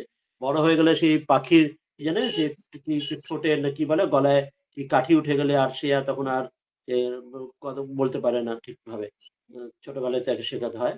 সেই রকম যখন সেই বালকের বিশ্বাস, যে মা বলেছে বাড়ির ঘরে যজু আছে, তো সে যার যজু আছে, বালকের যে এরকম জ্বলন্ত বিশ্বাস, যে ধ্রুবের মতো, ধ্রুবকে মা বলে দিলেন যে যে মা, এই একমাত্র ভগবানই তোমাকে আছে, তোমার বাবা তোমাকে সৎমায়ের ভয় তোমাকে ভালোবাসে না, কোলে উঠতে দেন না, আমি তো কিছু, আমি কিচ্ছু করতে পারবো না, একমাত্র ভগবান নারায়ণ তোমাকে সব দিতে পারে। বালক ওই বিশ্বাসে চলে গেল, এমন তার তপস্যা করছে যে এখন সে জগৎ একদম কাঁপতে লাগলো, ভগবান এসে তাকে হাজির হলেন। অর্থাৎ এইভাবে যে সম্যক ব্যবস্থিত হয়, ছোট বাচ্চার কাছে ছোট বাচ্চা হোক, বা এরকম যে ইয়ের মানে ওই রত্নাকর বাল্মীকিও তাই, তিনি যখন তার ওইরকম করছেন, তো নারদ তাকে বললেন আমাকে বেঁধে রেখে তুমি তোমার ঘরে চলে যাও, দেখো তোমার যাদের জন্য চুরি ডাকাতি করছো, তোমার বাপ মা বউ ছেলে মেয়ে, তা তোমার পাপের ভাগী হবে কিনা। দেখলেন কেউ বাপের ভাগী হবে না, সবাই সুযোগ সুযোগ পূর্ণ না, নিতে চায়, কিন্তু পাপ তার করে সে নেবে। যে চুরি যে ডাকাতি করেছিল সেটাকে হ্যাঁ, কি সব কি খণ্ডন হয়ে যাবে? না ওই তো সেটা হচ্ছে তার সেই রকম তার ওই রকম কর্ম তাকে করে তার মধ্যে দিয়ে সাধারণ প্রায়শ্চিত্ত হচ্ছে। অর্থাৎ তিনি কত কঠোর তপস্যা করছেন যে তার বলবি গায়ে উইপোকা গজিয়ে যাচ্ছে, মানে উইপোকা ঢিপি হয়ে যাচ্ছে। আপনি আমি ভাবুন তো, আমরা যদি ওই রকম কঠোর তপস্যা করার মতো আমার মানে কিন্তু অর্থাৎ আমরা আমরা তো করতে পারছি না, হ্যাঁ সেটাই সেই বলছি। মানে যে কোনো আমাদের যে যেরকম বেঠিক কাজগুলো সে হ্যাঁ কারেক্টেড হচ্ছে কি? হ্যাঁ ওই তো মানে ওইটার মধ্যে দিয়ে ওই কর্মটা ওইটা দিয়ে ওয়ার্কআউট হয়ে যাচ্ছে। মানে কর্মের যেটা আপনি বলছেন যে নেগেটিভ যে ফল বা তাদের পাপের ফল, যেটা প্রায়শ্চিত্ত বলুন বা তার পাপের যা শাস্তি বলুন, যা কিছু, তো তারা যে কঠোরতা যে কষ্ট গ্রহণ করছেন, স্বীকার করছেন, তার মধ্যে তার যে নেগেটিভ কর্মের যা কিছু সেগুলো কেটে যাচ্ছে। যেমন অঙ্গুলিমালের ক্ষেত্রেও আছে। অঙ্গুলিমাল তো আগে ওই লোককে মারধর করতেন, পরে যখন যে বুদ্ধের কৃপায় তিনি স্বয়ং একজন ভিক্ষু হয়ে যাচ্ছেন, পরে যখন তিনি আবার সেই ভিখারি ও মানে সন্ন্যাসী হয়ে যখন গ্রামে আসছেন ভিক্ষা গ্রহণ করতে, তখন ওখানে দেখছে এই সাপের উদাহরণ আছে না ঠাকুরের ব্রহ্মচারীর উদাহরণে, সাপ যখন দেখছে মারবে না তখন রাখালরা তাকে ঢিল মারছে, পরে তাকে উঠিয়ে আছাড় মারছে। তো সেখানেও তার যে আগে যে কর্ম করেছে তার কর্মের কৃতফল ওইভাবে গ্রহণ করছে। অঙ্গুলিমালও সেই রকম আছে, যখন দেখছে যে পরে তিনি আসছেন তখন আগে যাদের প্রতি তিনি ক্ষতি করেছেন, যে দেখছেন ইনি কোনো রকম কোনো বিকার নেই, তখন সেই মানুষগুলোই তাকে ঢিল মারছে, তাকে খেতে না দিয়ে বরং ভিক্ষা না দিয়ে তাকে ঢিল মারছে, মারধর করছে। কিন্তু এখন তিনি সন্ন্যাসী হয়ে গেছেন, তিনি কোনো নির্বিকার তিনি থাকছেন, অপ্রতিকার। অর্থাৎ তার আগের না, কর্মগুলো আমি বলছি মহারাজ বুঝলেন, আচ্ছা হ্যাঁ আমার নিজের ব্যক্তিগত বলছি যে হ্যাঁ এই যে ধরুন ঠাকুরমা স্বামীজির যে কথা শুনছি, হ্যাঁ যাচ্ছি হ্যাঁ বিভিন্ন জায়গায়, হ্যাঁ এটা দিয়ে কি কারেকশন হচ্ছে কিছু? না, এখন ওই যে নির্ভর করছে কতটা ইন্টেন্সিটি, মৃদু মন্দ তীব্র। যদি এই জন্যই হতে হয়, ঠাকুর সেই মা কাকে বলেছিলেন না, তোমার আর এইটুকু কর্ম বাকি আছে, এইটুকু মানে যে হাতের আঙুলের একটু ভাব দেখিয়ে বলছে এতটুকু, তো এতটুকুর জন্য তার ওই ওই সাধু শোনা যায় সে জীবন অনেক কষ্ট, মানে ওই হাতের ওইটুকু একটুখানি দেখা যায় তাতে কত কষ্ট, মানে এই জীবনে পুরোটা ওয়ার্কআউট করতে গেলে আমার অত আধার যদি হয়, যদি এই জীবনে আমার পুরো আগের যত ব্যাংক ব্যালেন্স অর্থাৎ ভালো মন্দ সবকিছু করতে গেলে ওইরকম তীব্র তপস্যা এবং তীব্র তাতে স্যাক্রিফাইস এবং তীব্র আগের যে নেগেটিভ কর্মেরও যা কিছু পুইয়ে পুষিয়ে নিতে হবে এই জন্মে। তো ওই যদি ওই তীব্রতা থাকে, ওই যোগ্যতা থাকে, এই জন্মে হবে। কিন্তু যদি অধিকাংশ ক্ষেত্রেই আমরা নিজেকে বিচার করে আপনি দেখতে যে পারি আমার উদাহরণগুলো দিয়েছেন, সেই জোর নেই। এই যে হ্যাঁ পহাড়ি বাবার যে চোর হ্যাঁ বা হ্যাঁ হ্যাঁ এই এগুলো তো খুব লিমিটেড কয়েকজন। হ্যাঁ লিমিটের কারণ হচ্ছে যে সেই রকম যোগ্য হলে সেরকম গুরু পাবে। বিবেকানন্দ হলে রামকৃষ্ণের মতো গুরু পাবে। আমি যদি বিবেকানন্দ আধার হই, তবে আমি রামকৃষ্ণের মতো গুরু পাবো। অর্থাৎ সেই রকম আমার ওরকম জোর হবে। ঠাকুরজি স্বামীজি যখন ঠাকুর কাছে রাম নাম মন্ত্র নিচ্ছেন, ইষ্ট মন্ত্র কাশীপুরে, তিনি সারা রাত ধরে কাশীপুরে দৌড়চ্ছেন। ঠাকুর বলছেন বাবা এক রাতে করে কি করুন, আমার এরকম কত বছর আমার মধ্যে দিয়ে ঝড় বয়ে গেছে আমার শরীরের উপর দিয়ে। তা বিবেকানন্দ যত করেছেন তারপরে আমরা কতটা কি করতে পারছি না, কিন্তু আরো স্বামীজিও যদি তো সে তীব্রতা খেতে থাকে। পাননি এবং সেই কিছু জন্যই কিছু লোক তাকে অপমান করেছেন। সেটাই বললাম, এক্স্যাক্টলি সেটা আমার দ্বিতীয় প্রশ্ন এক্স্যাক্টলি ছিল। হ্যাঁ তাহলে হ্যাঁ সেটাও থাকবে। ওই জন্য জগতে সব থাকবে, এমন নয় যে এটার মানে এই নয় যে মানে ওই যেখানে বলা হচ্ছে না বাসুদেব ভক্ত কখনো অশুভ হবে না, এটার মানে এই ধরনের যে আমি সুখে থাকবো সেই অর্থ বোঝানো হচ্ছে না। কথামৃত ঠাকুর মনে করাচ্ছেন না সেই মায়ের ভক্ত ছিলেন কোন যেন কি আমাদের সেই বেহুলা লক্ষণ দিল নাকি আমার মনে পড়ছে না, কোন একজন আমাদের কাহিনী পুরাণে কোন কাহিনী আছে, তাকেও মেরে তাকে মারধর করেছিলেন, তাকে মেরে বদ্ধ করে বেঁধে রেখেছিলেন। হরিশ আরো কি হরিশ আছে মহারাজ, আমাদের হরিশ হ্যাঁ মহারাজ, হরিশ মহারাজ না না ওনাকে হরিশ ওনার আরো ওই একটা কোন মা পুরাণের আর কোন কি আমাদের ওই কোন ওনার বুকের উপর ইয়ে করেছিলেন। না না ওইটা না, আমি কথামৃতের সেই আমাদের কোন পুরাণের আমাদের কোন বাংলার পুরাণের কোন কাহিনী আছে না, কালকেতুকে তিনি ভগবতীর ভক্ত ছিলেন, তাকেও ওই বেঁধে বেঁধে রেখে তারও অনেক কষ্ট পেতে হয়েছে। অর্থাৎ এটির মানে হয় না ভগবানের ভক্ত মানে হয় যে সুখে থাকবে সেটা নয়, কিন্তু তিনি নির্বিকার থাকবেন এবং তিনি এই যে স্ট্রাগল গুলো ঠিক অনায়াসে তিনি কিন্তু কাটিয়ে নিতে পারবেন, এটা বলা হচ্ছে। ঠাকুরকেও তো ঠাকুরের পিঠে সেই লাথি মারছেন না, ঠাকুর সেই তখন রয়েছে পিঠে কয়লাতে আগুনে পুড়ে যাচ্ছে। এরকম মহাপুরুষদের জীবনে সকলে কত কষ্ট পেয়েছে। স্বয়ং অবতার যেন শ্রীকৃষ্ণের জীবনে, শ্রীরামচন্দ্রের জীবনে, মা ঠাকুর তো সীতার জীবনে। দেখানোর জন্য করেছেন। ঠাকুরের যে হ্যাঁ কষ্টগুলো, সেটা হ্যাঁ তো আমার যেটা মনে হয় ঠাকুর তো আমাদের জন্য দেখিয়েছেন। না কিন্তু দেখেন কষ্ট তো কষ্টই হলো, কষ্টটা তো কষ্ট হলো, ফিজিক্যাল কষ্ট যা মেন্টাল সেটা তো সবই হচ্ছে। সেটা তো সেখানে কোনো ঠকানো বা অভিনয় করার কোনো নেই, সেখানে কষ্ট যা কষ্ট হচ্ছে। ফিজিক্যাল যে কষ্ট সেটা তো সেই সময় কষ্ট হবে। মায়েরও কষ্ট হচ্ছে, সেই পেট খারাপ হচ্ছে, ঠাকুরের কষ্ট হচ্ছে, সেটা যা কষ্ট হয়। এটা উদাহরণটা কিরকম জানেন তো? যে হচ্ছে আমরা হচ্ছে ভিখারি হচ্ছে যেচে হচ্ছে কষ্ট মানে তার মানে বাধ্য হয়ে কষ্ট পাওয়া দ্যাট ইজ বাই চয়েস। একটা উদাহরণ নেওয়া হয়, ধরুন রেল মিনিস্টার।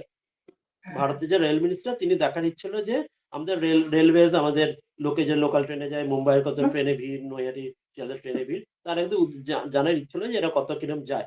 তিনি ছদ্মবেশে কোনোদিন এলে মানে লোকে না জানিয়ে তিনিও ট্রেনে উঠলেন। এই মুম্বাইয়ের ট্রেনে বা এই নৈহাটি শিয়ালদার ট্রেনে। এবার তাকেও সাধারণ লোকে যেরকম ধাক্কা-ধাক্কি, ভিড়, গালাগালি তাকে পুরোটাই পেতে হবে। পুরোটাই পেতে হবে। সেখানে তিনি বাঁচবেন না। পুরোটাই ফিজিক্যালি ততটাই কষ্ট পাবে। কিন্তু তিনি তিনি জানছেন পুরোটাই তিনি শখে অর্থাৎ তার যেটা তাকে বাধ্য হয়ে করতে হচ্ছে। It's his or her choice. আর তিনি এক্ষুনি যদি রেলকে খবর দেন তার জন্য এসে ভিআইপি এসে যাবে এক্ষুনি পুলিশের সব ব্যবস্থা হয়ে যাবে। কিন্তু যেচে তিনি দুঃখ ভোগ করছেন আমাদেরটা বোঝার জন্য। তো এইরকম হচ্ছে। এরকম আমাদেরকে সাপোর্ট দেওয়ার জন্য। এই টাইপের যদি ভাবি হচ্ছে ভগবান অবতারদের মা সীতা দেখুন সে রাম যেকোনো বা শুধু অবতার বাদ দিল অন্যান্য মহাপুরুষদেরও ঠাকুর যে বাদ দিল বাকি যত মহাপুরুষ সব আছেন প্রত্যেকের জীবনে যে কত স্ট্রাগল কত কষ্ট প্রত্যেকের জীবনে অবতার তো ছেড়েই দিন রাম কৃষ্ণ মা সীতা রাধা ছেড়েই দিন তাদের তো বটেই তপস্য। না, স্বামীজিকেও তো কষ্ট করতে হয়েছে। ওই তো ওই ওই তো যেটা সবাই বললাম সেই জন্য স্বামীজি বলছি 3 দিন ঠাকুর মা খেতে পাননি, স্বামীজি হ্যাঁ স্বামীজিকে সকলের সকলে ক্ষেত্রে দেখিয়েছেন। হ্যাঁ তো ওই জন্য ওটাই সকলের ক্ষেত্রে থাকবে না, ওটা সকলের হলো ক্ষেত্রে সেটি না, থাকবে আপনি কিন্তু বললেন না যে খাবার না পেলে ঈশ্বর খাবার জোগাড় করে দেবেন, তা সেটাও স্বামীজিকে তো তো সেটাও দেননি। সেটাও তো আবার হচ্ছে সেটাও হচ্ছে স্বামীজির জন্য সেই মা রাধারানী বলছেন রাধারানী কৃপা করে খাওয়ান কিনা রাধারানী দিয়ে দিচ্ছেন। একবার স্বামী বলছেন যদি বাঘ এসে তার আমাকে শরীর নিয়ে যাক বাঘ কিছু করলো না চলে গেল। তারপর সেই স্বামীজি বসে আছেন যে সেই পাশে রেখে স্টেশনের ধারে তার পাশের একজন অন্য এসে সে আরাম করে খাচ্ছে কিন্তু অন্য পাশে গ্রামের একজন দোকানদার এসে খাবার দিয়ে গেলে বলে রামজি বললেন আমার ভক্ত বসে আছে ওর জন্য খাবার নিয়ে আস খাবার দিয়ে আয়। তো এটাও তো হচ্ছে দোকানদার তো তো যদি অচ্ছুত ছিলেন, দোকানদার অচ্ছুত ছিলেন, তা হ্যাঁ স্বামীজি যখন বললেন খাবো তখন ওরাই হুম। আবার ইয়ে করেছিল। তা তো সেই সেদিকে জন্যই বলছি এইগুলো হচ্ছে যে তাদের ক্ষেত্রে এগুলো সবকিছু পরে ব্যবস্থাপনা হয়ে যাচ্ছে কিন্তু সাধারণ মানুষ কি হবে সেখানে ডিপ্রেসড হয়ে যাবে আজকের দিনে যা হয় কি সুইসাইড পর্যন্ত ফ্রাস্ট্রেশন পর্যন্ত ঈশ্বরের বিশ্বাস হারিয়ে ফেলবে ইত্যাদি যেটা হয় কিন্তু মহাপুরুষদের ক্ষেত্রে এত স্ট্রাগল সত্ত্বেও তিনি কিন্তু নির্বিকার সে যে মানুষ যেমন জানতে মরা কামারশালা নাইয়ের মতো তিনি এটা ট্রান্সেন্ড করছেন এবং একটা উদাহরণ লোকের সামনে দেখিয়ে দিচ্ছেন জগতের সামনে যে এরকম করে দেখো যে আমি এত কষ্ট করছি তুমি অবশ্যই তুমি পারবে বই কি একটা কাহিনী আছে কাহিনী না সত্য ঘটনা শুনেছি ওদের যে ফ্রেঞ্চ ওমেন স্বামীজির শরীর যাওয়ার পরের ঘটনা স্বামীজি তখন শরীরে নেই তিনি স্বামীজি কমপ্লিট কোর্স করে ভালো লেগেছিল উদ্বুদ্ধ হয়েছেন স্বামীজির শরীর যাওয়া অনেক পরের ঘটনা এবং তারপরে তিনি পরে ফ্রেঞ্চ ভাষায় এটা লিখেছিলেন তার জীবন পরবর্তীকালে তারা একসময় খুব বড় অসুস্থতা হয় ক্যান্সার বা হোয়াটএভার একদম প্রাণ সংশয় অসুস্থতা হয় তো তিনি তখন ওই অসুস্থতার ঘরে বিছানায় শুয়ে আছেন প্রায় অজ্ঞান কি আদৌ ঘরের মধ্যে প্রচন্ড কষ্টের মধ্যে তো হঠাৎ তার হ্যাঁ, সামনে স্বামীজি যেমন ওই দেখলেন রাত্রিবেলা দেখা দিয়েছিলেন যে হ্যাঁ বুক দেখা দিয়ে রক্ত দিয়েছেন হ্যাঁ পড়ছে। মানে হ্যাঁ, হ্যাঁ, স্বামীজি যখন সামনে নেই শরীর নেই তখন স্বামীজিকে হ্যাঁ, চেনেন না জীবনে দেখেননি শুধু স্বামীজি বই পড়েছেন তিনি হ্যাঁ, দেখছেন যেন স্বামীজি যেন দর্শন পাচ্ছেন অ্যাজ ইট ভাবের ঘরে তখন ঘুমের ঘরে ডেলিরিয়াম বলতে পারি আমরা হ্যালুসিনেশন বলবেন আজকে যে মেডিকেল টার্মে সবই বলতে পারি আপনার ইচ্ছে হলে সেটাই। তা দেখছেন স্বামীজি হাসছেন তার দিকে তাকিয়ে হাসছেন তা তিনি তো আরো রেগে গেলেন খচে গেলেন যে কি ব্যাপার আমি এত কষ্ট পাচ্ছি স্বামীজি হাসছেন আপনার মানে একটা কোনো সিম্প্যাথি এমপ্যাথি নেই তা তিনি স্বামীজি তখন তাও হেসে যাচ্ছেন তখন তার চোখে পড়লো যে স্বামীজির বুকে একটা গভীর ক্ষত জানেন আপনি ঘটনাটি বুকের গভীর রক্ত ঝরছে স্বামীজি তখন বলছেন যে এই জগতে আমাদের রক্ত ঝরবে তবু আমরা হেসে যাবো আমরা হার মানবো না এটাই তারা আমাদের এই শিক্ষা আমাদের স্ট্রেংথ দিতে আসেন উপনিষদ অভিযোগে আমার হার মানবো না এই পথ দেখাতে এটাই তাদের আমাদের শিক্ষা আমাদের দেওয়া এটাই তারা দিয়ে যাচ্ছেন কষ্ট তারাও পেয়েছেন আমাদের চেয়ে বেশি গুণেও কষ্ট পেয়েছেন কিন্তু আমরা অল্পেতে ভেঙে পড়ি তারা এত কষ্ট দিয়েও তারা ভেঙে পড়ে না উল্টে অন্যকে পথ দেখিয়ে দেয় এবং এর মাধ্যমে যে অতি সুদাচারা তাদেরকে মহাপুরুষ করে দেন এই যে ঠাকুর যে ওই জগাই মাধিকা চৈতন্যদেব করলেন এখানে গিরিশ ঘোষের কথা জানি তারপরে আরো সেই আরো অনেকে আমরা জানি তাদেরও তিনি যেমন মহাপুরুষ করে তুললেন আচ্ছা, আচ্ছা। হ্যাঁ, মানে অ্যাকচুয়ালি কি এগুলো প্রশ্নগুলো মানে হ্যাঁ এটা অসাধারণ এই শ্লোকগুলো উঁকি অত্যন্ত মারে আর কি। অসাধারণ হ্যাঁ, সেটাই। ভীষণই ভালো শ্লোক তা আমরা তো 3 দিন না খেতে পেলে মরে যাবো মনে হয়।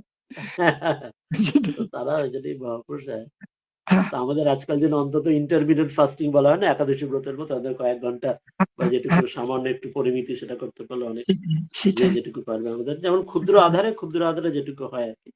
ঠিক আছে। অন্যকে ইমিটেট করা দরকার নেই, আমরা আমরা হ্যাঁ, অনুসরণ ফলো করব, সেটাই অনুকরণ করব না, অনুসরণ করব, যে সেটাই। যার আধার অনুযায়ী। হ্যাঁ, তো ইউনিক হতে হবে, সবাইকে অরিজিনাল হতে হবে, এটা আমাদের জন্য। এটাই স্বামীজি শেখাচ্ছেন, ভগবানের শিক্ষা। ভালো, হ্যাঁ, এটা খুব ভালো আলোচনা হলো। আর কেউ কিছু বলতে চাইবেন না, এখানে শেষ করবেন? Anybody else? আর কারো কোনো প্রশ্ন আলোচনা কিছু আছে? এই শ্লোকগুলি অত্যন্ত গুরুত্বপূর্ণ শ্লোক ছিল জীবনের, আমাদের ভরসা দেয়, এগুলি আমাদের বাঁচার রসদ দেয় কঠিন সময়। কারোর আর কোনো প্রশ্ন থাকলে, না হলে আমরা এখান দিয়ে শেষ করবো। কারণ নেই, তাহলে আমরা গীতা ধ্যানের ওই পরের শ্লোকটি দিয়ে শেষ করি। এই শ্লোকটি দিয়ে শেষ করবো। আর বোধহয় কারোর কোনো প্রশ্ন নেই। হ্যাঁ, কেউ হাত তুলেছেন, বলুন। রঞ্জনী, হ্যাঁ বলুন। আমি রঞ্জিনী বলছি, প্রণাম হুম, নেবেন। বলছি কি, হুম, এই পুরো আলোচনা মানে যেটা আমরা আজকে পড়লাম, সেখান থেকে আমার একটা মানে একটা মনে হয়েছে মানে ঠাকুরমা স্বামীজির মধ্যে মায়ের যে কথা আছে না, যে আহ মন্দ ছেলে ভালো ছেলে, মানে খারাপ ছেলে ভালো ছেলে সবই আমারই সন্তান, আমি হ্যাঁ, 17 মা অ17 মা, এই অসাধারণ। গীতার এই অংশটা যেন অনেকটা সেই কথাটা বলে গেল। মনে হয়েছে এটা আমার, যে একদম যে তাই। খারাপ বা ভুল পথে চলে গেছে সেও আমার কাছেও চলে আসবে, মানে তারও হ্যাঁ, কল্যাণই হবে, এটা যেন মায়ের একদম, কৃপার পূরণ। একদম, আহ একদম ঠিক কথা। হ্যাঁ, আর একটা আমি এক গুরু ভাইয়ের কাছে শুনেছিলাম, কিন্তু যে আর কি বিপথে চালিত হবে, তার ক্ষেত্রে মা তো অবশ্যই ধুলো কাদা ছেড়ে তাকে তুলে নেবেন তুলে কোলে, নেবেন। কিন্তু হ্যাঁ, তাকে ভালো করে ঘষুনি দিয়ে ঘষে নেবেন, যেটাই হচ্ছে মানে এই যে নানান রকম যে সে তো ভালো বটেই, হওয়ার কষ্টটা বাধাগুলো আছে, সেগুলো স্ট্রাগল মনে হয় কষ্টটা। ঘষুনির বাধা, যেগুলো হ্যাঁ, মানে মা আমাদের পরিষ্কার পরিচ্ছন্ন করে তবেই কোলে তুলে নেবে হ্যাঁ, এক্সাক্ট। বলা আছে। কম্বল পরিষ্কার করতে যেমন লাঠি দিয়ে সেটা পিটিয়ে কম্বলের ধুলো যেমন ঝাড়তে হয়, সেই হ্যাঁ, রকম ঠিক আছে। ব্যাপারই আর কি। একদম খুব সত্যি কথা। যে এটাই খুব বড় শিক্ষা, যে আমাদের মায়ের যেটি বলছেন, যে আমাদের জীবনে যে প্রথম কথা যেটা বললে, যে মায়ের আমাদের সকলের। আর ওইটুকু বড় কথা, গীতাকে ওই জন্য বলা হয় অম্বা। গীতার যে ধ্যানে একদম প্রথম, আমাদের যদি মনে থাকে, গীতার ধ্যানের যে প্রথম যে শ্লোকটা, যে এটা যে বললেন না মায়ের মতো, গীতার এই কথাটা বলছেন, একদম সত্যি কথা, বাস্তবিক শাস্ত্র একদম সেই কথাই বলছে। এখানে বলা আছে যে অম্বত্মা মনুসন্ধর্মে ভগবত গীতা ভগবদ্বেষিনী। গীতা শব্দটি হচ্ছে স্ত্রীলিঙ্গ, এখানে গীতাকে অম্ব বলা হচ্ছে, ভগবতীর যে ব্লেসেড মাদার, যে তুমি মা, যে তুমি মা যেমন ছোট, যে লাভিং মাদার, তুমি আমার মা, হে গীতা তুমি আমার মা। মা যেমন ছেলেকে যেমন কোলে তুলে নেয়, তুমি আমার তোমার এই আদর দিয়ে ভালোবাসা দিয়ে বুঝিয়ে তুমি আমাকে আমাকে অমৃত আমার যেমন মা যেমন ছেলের সন্তানকে স্তন পান করায়, তুমি আমাকে সেই রকম তোমার অমৃত তুমি আমাকে ভক্ষণ করাচ্ছ। এটি এই গীতাকে যেন অম্বা, ভগবতী মা, জগন্মাতা মহামায়া, তাকে জগৎ জননী বলা হয়। একদম সত্যি সত্যি কথা, মা শারদা দেবীর কথাটি একদম প্রত্যক্ষ। মানে গীতা আর মায়ের কথা একদম একদম এক এক, সব শিয়ালের একরার মতো একদম খুব সত্যি। তাহলে এটা দিয়ে শেষ, কোথায় গেল এই শ্লোকটি যেটা দিয়ে শেষ করবো? কোথায় গেল? এই, হ্যাঁ, ঠিক আছে। আর কার কোনো প্রশ্ন আছে, নাহলে আমরা শেষ করবো এই শ্লোকটা দিয়ে। ঠিক আছে, তাহলে আমরা শেষ করি। মহারাজ আমার একটা হ্যাঁ বলুন। হ্যাঁ বলুন। মহারাজ, আলাদা করে কেন স্ত্রীর কথা ভগবান শ্রীকৃষ্ণ কেন বললেন? হ্যাঁ, ওইটাই আমরা বললাম, যে ওই সময়ের কালচারের সময় মনে রাখতে হবে, সবকিছু স্থান কাল পাত্র বোধ করে বলতে হবে, সেটাই আমি বারবার মনে করলাম। দাপর যুগের সময়, যেটা আগে বলা হলো, যেটা আমাদের বেদেতে ত্রৈবর্ণিকের কথা বলা হচ্ছে, যে ত্রৈবর্ণিক সকলেই দুইজন, সকলেই বেদ পাঠের অধিকারী, কিন্তু এখানে বৈশ্য কথা বলা হলো কেন? মানে অলরেডি তখন সমাজের পতন ঘটে গেছে, বৈশ্য যারা তারা আর কিন্তু বেদ অত পাঠ করতেন না, তারা ওইখান থেকে দূরে সরে গেছেন, নাহলে তো বৈশ্য বলতে হতো না। ত্রিবর্ণ ক্ষত্রিয় বৈশ্য ব্রাহ্মণ তিন সকলেই বেদ পাঠ করে, তারা শাস্ত্র অধ্যয়ন করে, তারা গায়ত্রী ইত্যাদি উপবেদ ইত্যাদির সাহায্যে তারা কিন্তু শাস্ত্র অধ্যয়ন করে এই ভগবান মার্গে যেতে পারে। কিন্তু অলরেডি সমাজের পতনের ফলে বৈশ্য সেখানে দূরে সরে গেছে, জন্য বৈশ্য উল্লেখ করতে হলো। শূদ্র সে আরো এক ধাপ কিছু উল্লেখ করতে হলো, অন্তর্য উল্লেখ করতে হলো। স্ত্রীও সেইভাবেই সমাজের কতদূর পতন হয়ে গেছে, যে এর আগে যখন বৈদিক যুগের আমরা বলছি না, সেখানে ওই দেবী সুক্তম একজন স্ত্রী ঋষি, বাক ঋষি, তারপরে এই যাজ্ঞবল্ক্যের সঙ্গে উপনিষদের আছে গার্গী মৈত্রীর কথা উল্লেখ করেছে, তারা বেদ পাঠ বেদ আলোচনা করছেন। কিন্তু সমাজে কতদূর পতন হয়ে গেছে যে সেখানে এখানে তাদের স্ত্রীরা সেখানে এটা তাদের জন্য সহজলভ্য হচ্ছে না, তাদের জন্য এই এই শাস্ত্র বা এই ভগবানের পথে যাওয়া। সেই জন্য আমরা অন্যভাবে যে উদাহরণ যদি দেখি না, যে জগতে স্টেপ বাই স্টেপ, যে আমরা সেইভাবে বললে তো আমরা দেখবো যে এখন হয়তো তুলনায় বেটারই বলবে যদি অন্যভাবে দেখি। যে আপনারা দেখবেন যে ৩টি উদাহরণ যদি মনে করেন, সত্যযুগ, ত্রেতা যুগ আর দাপর যুগ। সত্যযুগে কোন একটা ইয়ের কথা আছে, ওই দেবতারা যুদ্ধে পরাজিত হচ্ছেন, ইন্দ্র সব স্বর্গতে পালিয়ে যাচ্ছেন, এবং কোন অসুর তখন তখন ওই ইয়ে ইন্দ্রপত্নী শচী দেবী তাকে অপহরণ করে নিয়ে যাচ্ছেন। তখন নারদ ইত্যাদি তাকে বারণ করছেন যে তুমি এমন দুষ্কর্ম করো না, তুমি স্বর্গ তুমি কি করছো ঠিক আছে, তুমি স্বর্গ লাভ করছো, তোমার যুদ্ধ এদের প্রতি, কিন্তু তোমার নারীর সঙ্গে তোমার কোনো অবমাননা উচিত না। তিনি তখন বলছেন না, আমি ওনার সঙ্গে অবমাননা করবো না, শুধু আমি তাকে ধরে নিয়ে যাচ্ছি যে তার গর্ভে যে সন্তান আছে সে হলে তো পরে ইন্দ্রের পরের হতে পারে, যে তার জন্য অপেক্ষা করে তাকে আমি হত্যা করব, তাকে সেই সন্তানের জন্য একে আমি বন্দি করে রাখছি, এর বেশি কোনো ক্ষতি করতে চাই না। এইটুকু শুধু, যেটা সত্যযুগে এতটা হচ্ছে। এরপর ত্রেতা যুগে আমরা দেখি কি না, সেখানে একজন রাজা, তিনি সেখানে অন্য এক রাজবধূকে রাজকন্যাকে মাসি থেকে তিনি হরণ করে নিচ্ছেন।